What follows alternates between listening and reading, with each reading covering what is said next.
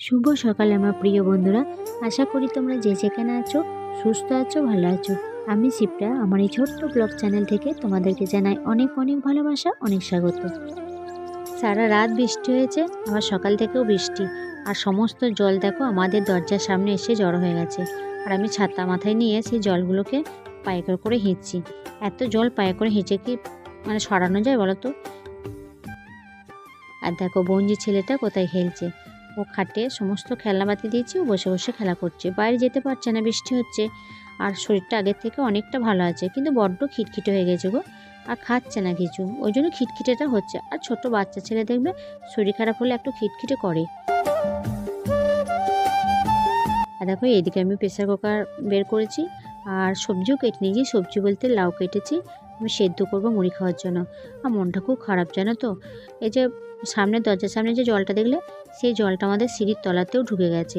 দিয়ে ওখানে আমাদের কম্প্রেসারটা আছে, আর কম্প্রেসারে ফ্যানগুলো যেন তো জলে ডুবে গেছে।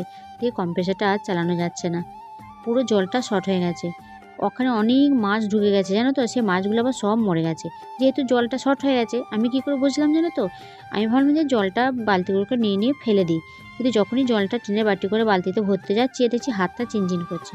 দিয়ে ওর বাপি ডিউটি বেরিয়ে গেছে, আমি ওর বাপিকে ফোন করে বললাম যে আমি জলটা ফেলতে যাচ্ছি, আর আমার হাতটা কিন্তু কেমন চিনচিন করছে। ওর বাপি আমাকে বলে, তুমি কিন্তু জলটা ফেলতে যাবে না, জলটা শর্ট হয়ে গেছে, বডি কানেকশান হয়ে গেছে, তুমি জলটা ফেলবে না।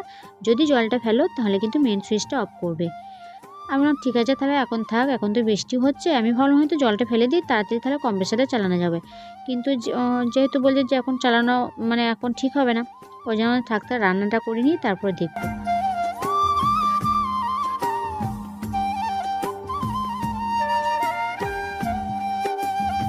আর বলো তো, সংসারে কত জল লাগে, সেই জলগুলো সব কি বয়ে বয়ে নিয়ে আসা যায়? আর কেই বা দেবে বলো জল?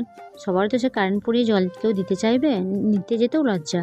যতটুকু পারলো মা কিছু তুললো, বাপি কিছু তুললো জল, তারপর বলে থাক, আবার দেখাই যাক কী হয়। বৃষ্টিটা যদি থামে তাহলে ওইখান থেকে জলটা পরিষ্কার করে তারপর কম্প্রেসারটা চালানো যাবে।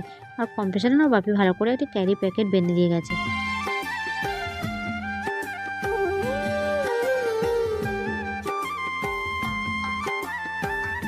মুড়ি কাপড়টা গ্যাসে চাপিয়ে দিলাম, এসে যে লাউটা কাটলাম, সে লাউর খোসাগুলো ছিল সেগুলো আমি চিরচির করে কাটছি।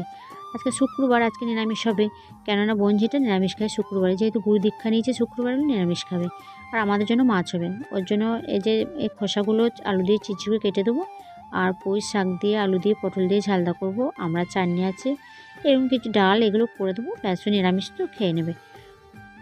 আর আমি না শাক কাটছে মনে মনে ভাবছি যে যদি ওর বাপিকে না ফোন করতাম, আর আমি যদি ওই জলটা ফেলতাম, মেন সুইচটা তো অফ করিনি, তাহলে কিন্তু বড় একটা বিপদ হয়ে যেত জানো তো।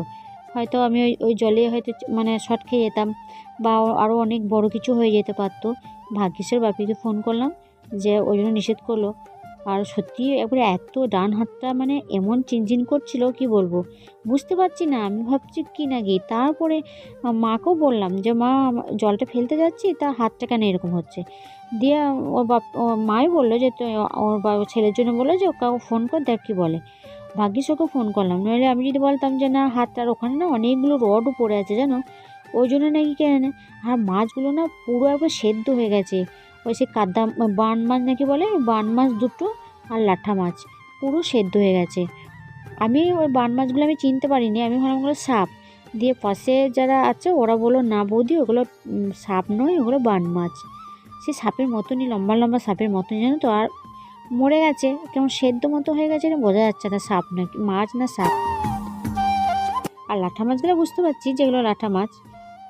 বৃষ্টিটা হলো কিন্তু একটু লেটে হলো বলো। এরকম বৃষ্টি যদি দুদিন আগে হতো তাহলে চাষিদের কতই না ভালো হতো। কতজন মনে করো চাষবাস করে খায়, তাদের তো খুব ভালো হতো। কিন্তু কত লেটে হলো দেখো বৃষ্টিটা। কিন্তু অনেকে উপকার হয়েছে, যারা চাষ করবে তারা ঠিক চাষ করে নেবে। তারপর দেখো আমার সবজি কাটা হয়ে গেল। দিয়ে প্রথমে আমি আলু, পটল আর পুঁই ডাঁটাগুলো প্রথমে একটুখানি ভেজে নিলাম, তারপর পুঁই শাকগুলো দিয়ে দিলাম। আর কালকের ভিডিওটা আমি আজকারে দিচ্ছি বলো তো, কালকে না আমি এডিট করার সময়ই পাইনি জানো তো। সারা দুপুরটা ভাত খাওয়ার পর থেকে সারা দুপুরটা না আমি ওই কম্প্রেসারের নিচে যে জলটা জমেছিল, সেই জলটা আমি বালতি করে ফেলেছি। কি করব বলো, কোনো দিকেই বেরোচ্ছিল না। আর যে ওর বাপি করে দেবে সেটাও হচ্ছে না, কেন ডিউটি চলে গেছে, ও বাড়িতে নেই। আর যদি আমি না করি তাহলে কম্প্রেসারটা আর চালানো যাবে না। সকাল থেকে নাহলে 2-1 বালতি লোকের বাড়ি থেকে জল তুলে নিয়ে আসা হলো, কিন্তু বিকাল দুপুর থেকে আর কোথায় জল পাবো বলো? ওই জন্য না সারা দুপুর আমি না ওই জলগুলো ছোটো একটি বালতি নিয়ে আমি ফেলেছি। হ্যাঁ, তবে অবশেষে না আমি কম্প্রেসারটা চালাতে পেরেছিলাম, জানো তো। অনেক জল ফেলেছি গো, পুরো আমার ডান হাতটা ব্যথা হয়ে গেছে। আর আমার জল তোলা না অভ্যাস নেই। ওই জলগুলো ফেলেছি নিয়ে ডান হাতে যে এই যে কনুইটা আছে, এই কনুই কাজটা না খুব ব্যথা করছিল। আর সন্ধ্যে থেকে মনে হচ্ছিল না যে আর কিছু করি, ওই জন্য আর কিছুই করতে পারি না।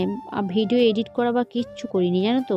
রেখে দিয়েছিলাম, থাক বন্ধুদেরকে একটা পোস্ট করে দিই। অবশ্যই বন্ধুরা আমার সমস্যাটা কথাটা বুঝতে পারবে যে হ্যাঁ দিদিভাইয়ের কোনো শরীর খারাপ হয়েছে বা কিছু হয়েছে সমস্যা বলে ভিডিও দিতে পারিনি। দেখো আমি সর্ষে বাটা দিলাম, তার মধ্যে অল্পখানি পোস্ত বাটাও দিয়ে দিলাম, অল্প পরিমাণ। দেখাই যাক, আমি ওই যে পুঁই শাকের পোস্ত দিয়ে কোনোদিন করিনি, এই প্রথম করলাম, জানি না খেতে কেমন হবে। সব কিছুরই নতুন নতুন করে ট্রাই করে দেখতে হয় বলো, যেমনই লাগুক একটু দেখতে হয় যে কেমন হয়। আশা করছি ভালো লাগবে, দেখতে বেশ সুন্দর হয়েছিল। তারপর দেখো আমি জল দিয়ে তারপর ঢাকা দিয়ে দিলাম। আর বন্ধুরা জানো তো, আমি তো পরে ভয়েস দিচ্ছি, রান্না করে খাওয়া দাওয়া করে তারপর আমি আর কোনো ভিডিও করি না। একদম এইটা দেখছো, এটা একদম বিকাল টাইমে, বিকাল থেকে ভিডিও। পুরো জলটা কম্প্রেসারের নিচে যে জলটা ছিল সমস্ত কিছু ফেলে দিয়েছি, কম্প্রেসারে চলছে। তো চলো বন্ধুরা, আজকের মতো আমি ভিডিওটা এখানে রাখছি। ভালো লাগলে অবশ্যই লাইক শেয়ার কমেন্ট করবে, অবশ্যই পাশে থাকবে। তোমরা আমার পাশে থাকবে, তোমরা আমাকে কমেন্ট করবে। অবশ্যই তাদের চ্যানেলে গিয়ে আমি তোমাদের চ্যানেলটিকে সাবস্ক্রাইব করে আসবো, লাইক কমেন্ট দুটোই করে আসবে। চলো সবাইকে টাটা, সবাই ভালো থাকবে, সুস্থ থাকবে।